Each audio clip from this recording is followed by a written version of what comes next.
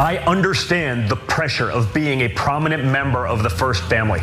Trust me, I've gone through it all. He both wants conservatives to seem like victims, but he especially individually wants to seem like a victim. For them to try to take a pandemic and seemingly hope that it comes here and kills millions of people so that they could end Donald Trump's streak of winning. To get a big followership in the right wing right now, you need to both pretend to be the biggest alpha male ever and constantly whine about how unfair people are to you. But see, hold on that for a second, because you not only see that it's new, that the name is triggered, and that really unfortunate picture of John Jr. that they actually settled for the cover of the book. I was just thinking that. Why does he look so sad? But you also see something else. Do you see above that buy button, that little symbol? What's that symbol all about? It's Jesus endorsed. No, it's not a cross, it's actually a dagger. And that's interesting. There's a new right-wing book that comes out and immediately shoots into the New York Times top sellers list. And as an outsider, it's always seemed weird that this movement that's so anti-intellectual, hates the very concept of reading, they do sell a lot of books. So the New York Times puts those daggers on only a select few books, and there's a reason for it.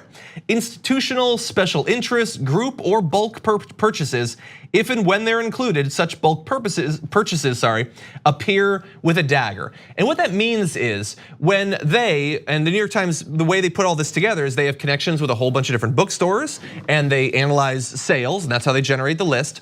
When there's suspicious patterns of sales, they will mark it with a dagger. And what that generally means is rather than a whole bunch of people coming in and buying the book because they're interested in it, instead huge quantities of books are bought at the exact same time in a bulk purchase. Generally, that is not indicative of consumer interest. Usually, it means that a think tank, a super PAC, an individual, a wealthy donor are buying up books to artificially inflate the numbers. New FEC disclosures show a single large RNC payment of almost $95,000 to Books A Million in October, a few days before Triggered was released. An RNC spokesman confirmed that the expenditure was connected to their promotion of Don Trump Jr.'s book. Now, the RNC spokesperson was reached out to, had previously said, we haven't made a large bulk purchase, but are ordering copies to keep up with demand. Right, we demand that we make bulk purchases. Yeah, so Nick reaches out to them with the new information, says, and they say, we stand by our statement. Now, this is important because that figure, $95,000, I don't think is coincidental. So Books A Million, which held a fundraiser at the beginning of the month for Triggered, is listing copies of the book for $23.09 online, which comes out to a little over 4,000 copies given the RNC's payment. Now, what is interesting about that is, when I was doing my research on how people get on, what it takes to get on the New York Times bestseller list, absent the bulk purchasing and everything, 5,000 copies is considered the threshold to get onto the list at all. 5,000 to 10,000 guarantees you a spot on the list. So this one bulk purchase almost did all the work necessary, not to get him to #1 necessarily, but to get him on the list. But is this a common thing? Is everyone doing this? And I was not able to find anyone that had gone through and actually accrued this information. So I took it upon myself to go back week by week by week through about 12 or 13 months of the New York Times bestseller list. And I have here all of the ones who had a dagger, and we're gonna go through and we're gonna see if we can divine a sort of pattern. So this is going back in time week by week, so you'll understand. The week before, Dan Bongino had his book exonerated, new on the New York Times bestseller list at number 12, but unfortunately he got there because of bulk purchases. And I expect that he probably won't even be there next week, but that was his debut. Jeanine Pirro's Radicals, Resistance, and Revenge has been on the list for 4 weeks, all 4 of them thanks to bulk purchases, because she had a dagger for every week. And by the way, just to jump ahead, about a year ago, her previous book, that also had daggers for every week. It was like 13 weeks that bulk purchases had kept it on the New York Times bestseller list. Mark Levin, Unfreedom of the Press.